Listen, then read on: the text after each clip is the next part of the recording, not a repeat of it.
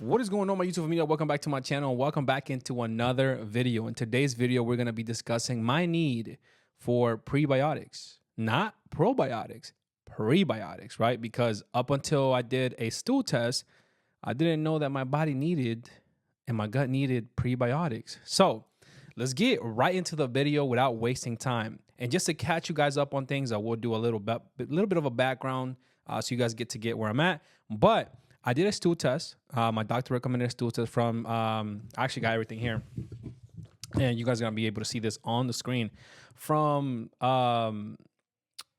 Genova Diagnostics. I've done several tests. I think the breath test for SIBO, I did it through them as well. But this was a very expensive test, by the way, because I did it with a natural medicine doctor, more comprehensive doctors.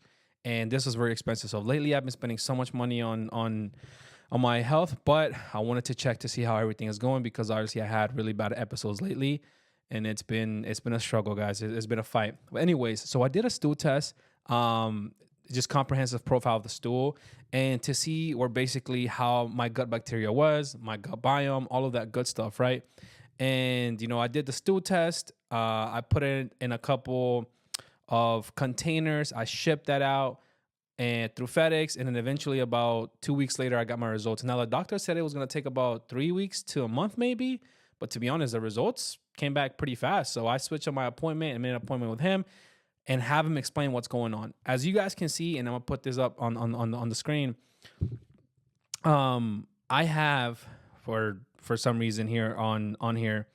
Well, there is a reason, but I need prebiotic support. And if you can see there is a 10 there, that means that I really need that support in my gut, right? So when it comes to the others, the maldigestion, inflammation, both zeros, actually, I was a little surprised. Not gonna lie, a little surprised that was a 0, which means that I don't need support on that area. Now, for the other one, I don't know how to pronounce this. I'm gonna botch it so hard. The dysbiosis, I don't know how to pronounce that. That wait, okay, yeah. So that is a 4, and it just says for a need for microbiome support. And then if you look for the infection is a 0, right? So which is great, right? No infection, no inflammation, no maldigestion, technically, right? And the 4 is for the microbiome support, which is a 4, which is a moderate. To be honest, if it was a 2 or 3, it would have been optional. So it's nothing crazy. So right now, what we're doing is trying to concentrate on the 10, which is the need for prebiotic support. And it says here metabolic imbalance, which I had no idea what that meant. And to be honest, I'm still kind of confused about the prebiotics. But the doctor essentially explained to me that the prebiotics is what the bacteria feeds on, right? So such things like fiber. So I need to add more fiber to my diet. And I'm like, I thought I was eating pretty well, Obviously not perfect, not by any means, but I thought I was all right. I thought I was adding a little bit of everything to my diet. But it turns out that I need more fiber to my diet. That's something that he said to concentrate on a lot. He said that I needed, at least for myself, 30 grams of fiber per day. Now, guys, this is, every time you do a comprehensive and stool test or whatever test you're doing is meant for that person. So for me is 30 grams. By the way, before anything, I always remember something. This is not medical advice. So I don't want you guys thinking about it. I'm sharing my experience and my story. Sorry, I should have added that at the beginning. Every time I make medical videos, because some people trip about that. So I apologize for that. But there's not any medical advice. I'm sharing my experience with you guys. So hopefully it helps you guys in your health journey. Anyways, let's get back into it. So I need more fiber. And, I started looking at foods as to, what has a lot of fiber in it. If you guys can see on the screen, it also said, or if you go back to the image, it said that I need, prebiotics, probiotics, but mainly prebiotics, increased dietary fiber, which is what I just mentioned, increased resistant starches, increased fermented foods, calcium D. I don't even know what that is. I'm not even going to try to pronounce that. So those are one of the things that right now my doctor and I are concentrating on. we're trying to get that fiber in and fiber intake. And to be honest, I didn't know how hard it was for you to consume fiber. I've always heard of like products and they always mention, oh, it has 5 grams of fiber, it has 2 grams of fiber. And I'm like, yeah, like I thought fiber was the main purpose for fiber was to just go to the restroom, right? And for your stool to flow well and just come out, and then you're able to, go number two, pretty healthy and pretty well. But it turns out there's more to that. That the bacteria actually feeds on the fiber. It feeds on that. And now I'm trying to think. I'm like, man, what are the foods that I need to eat? And to be honest, I did some research, and I'm trying to even now. I'm trying to eat more foods like broccoli. Trying to eat more foods that bring fiber, like oatmeal. I heard that has a pretty good amount of fiber. And also, I'm taking this gut shake that the doctor recommended. That brings, if I do 2 scoops a day, it gives me about 10 grams of fiber per day, which is great. It will help me go to the restroom even better than I am now. So it's awesome. And by the way, that shake tastes delicious.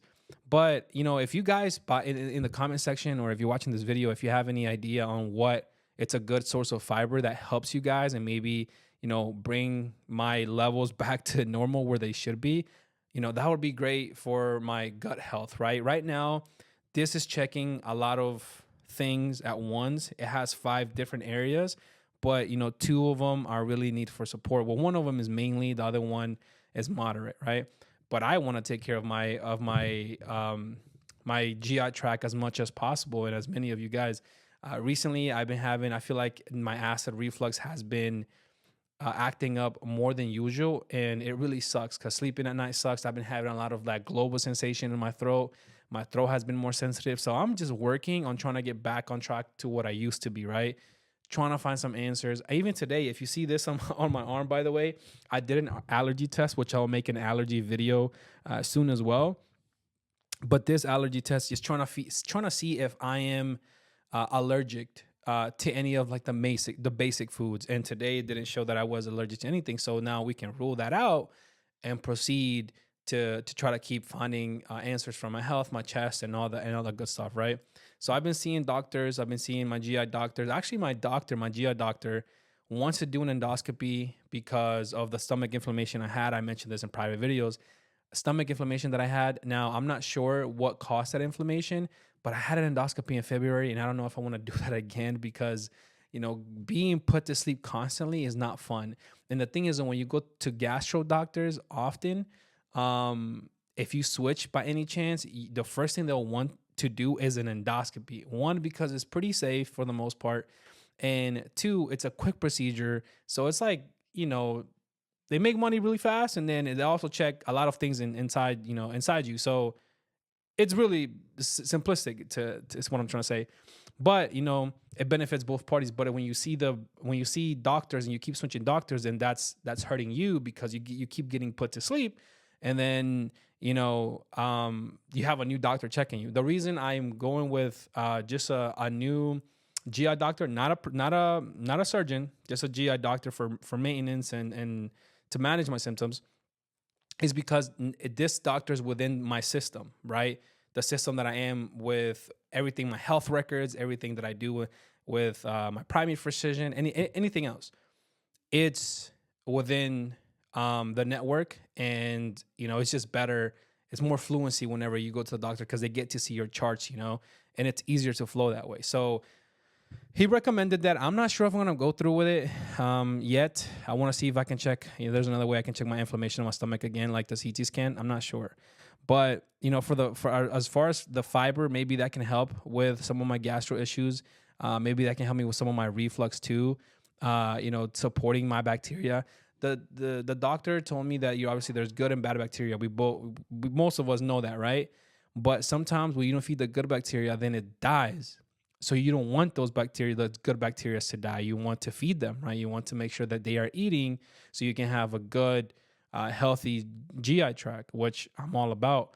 Again, and for the most part, for somebody who has been dealing with acid reflux and GERD for about 10 years, this is actually pretty surprising. Like, for them, this is actually mainly, especially knowing the infection part and the inflammation part and the maldigestion. I've been on PPIs before. I'm actually on PPIs at the moment because of the way my acid is going, and I'm still trying to find some answers as to what's causing my issues again. But yeah, I'm surprised that the maldigestion, it's not a problem, and that my body's absorbing the nutrients well, and all the minerals, and I'm like, okay, here we go. It's not the craziest thing, right? So this is where my journey is taking me at the moment. If you guys have, again, any suggestions on maybe what could help with fiber, or like some of the foods that you guys eat that can help you, maybe eventually that can help me with my reflux and just acid. Now, I will say I had the manometry study done. And remember, guys, I made a video that the doctor said that it was a pH study, the 24-hour impedance test, actually. Well, I had both, but it was the impedance test that showed that the acid from the stomach is refluxing, but at a normal rate, like a normal person would. But what I am refluxing the most is other gastric juices. I'm trying to find out what the other gastric juices are, right? One of the things that I know of is bile reflux. Now, that's going to be eventually my next step. Trying to get is it a HIDA scan? HIDA scan? HIDA scan? I don't know how to pronounce that. I've only read it. Trying to get that scan to see if I actually have extra bile reflux that's causing my reflux. Because imagine if that was it. I had a nurse tell me one time after I had an endoscopy, and she saw that I kept getting endoscopies and stuff, and she was like, you need to get your gallbladder checked. And she was like, that's like the silent killer. And I'm like, yo, maybe this lady just dropped some knowledge on me, some facts, no printer. And she was like, a lot of people come with like issues, but the underlying cause is your gallbladder, right? Sometimes maybe the bile, I don't know, something, or like those two things playing alongside each other, and that could be causing a lot of my issues. I don't know. And this is where I'm trying to find out. I'm trying to get tested, and I'm trying to see if that's causing any issues, because technically I shouldn't be refluxing or having major acid reflux episodes as bad as they were. Now, if you have them every now and then, I get it. But this time around is pretty bad, even to the point where I feel like I had gastritis of the way like my stomach, the top was just burning, right? So this is where I'm going next with this. But as far as the fiber, I'm trying to intake around 30 milligrams of, is it grams or milligrams? Either, I don't even know. But yeah, 30 grams maybe of fiber. No, it's grams. I think it's grams. Well, something like that. But I gotta take them, and I gotta start eating them more so I can at least balance my GI tract as much as I can. That's the plan, and we'll see how it goes from there. So the prebiotic, again, I need to work on that. I need to work on the prebiotic part, and see how that goes. So if you guys have any ideas, let me know. I don't know if you guys have done this test before, but it cost me $700 for this test. $700. But I decided to go with it because I wanted to. I like to get updates often on my issues in my stomach, and at least to see where I'm at. Right, where am I in the scale? If you keep looking down on like the sheet, like you can see other test scores and stuff, which I can show you guys on the screen. And everything seemed to be pretty low, nothing crazy, maybe a little bit abnormal, but nothing, too extreme, especially for somebody that's been suffering with a lot of issues like myself. The commensal balance, if you look at the chart, represents 95% of healthy individuals, which I'm basically there. I'm at green for the most part, And I'm like, okay, so my gut issues, are not the worst, but what's causing all the little things that I'm suffering from, right? And those are the big questions that I need answers to. And then if I can start, at least solving them one by one, I can start feeling much, much better within the near future. I really believe that. So, or unless God, provides a miracle, or he works through doctors to provide my miracle. We don't know yet, but we shall see. But yeah, guys, this is all I have for you guys today. Hopefully you guys got something from this video. Again, this is not medical advice. But it's just someone suffering from a lot of health issues and just bringing a lot of issues to light, sharing my story and my journey on through YouTube. So don't forget to comment, like, and subscribe to the channel, because 90% of you guys that watch my videos are not subscribed to my channel. That hurts. Technically, if everybody who watch my channel subscribe, I will have 40,000 subscribers already instead of 4. Just saying, So, but regardless, guys, listen, you don't have to, but if you like the video, share it, subscribe. It's up to you guys. I appreciate the love regardless. And if I can help anybody in life with my story, that's good enough for me. That's my reward. So as always, guys, take care. Take care of each other. Peace and love, familia. See you guys on the next one.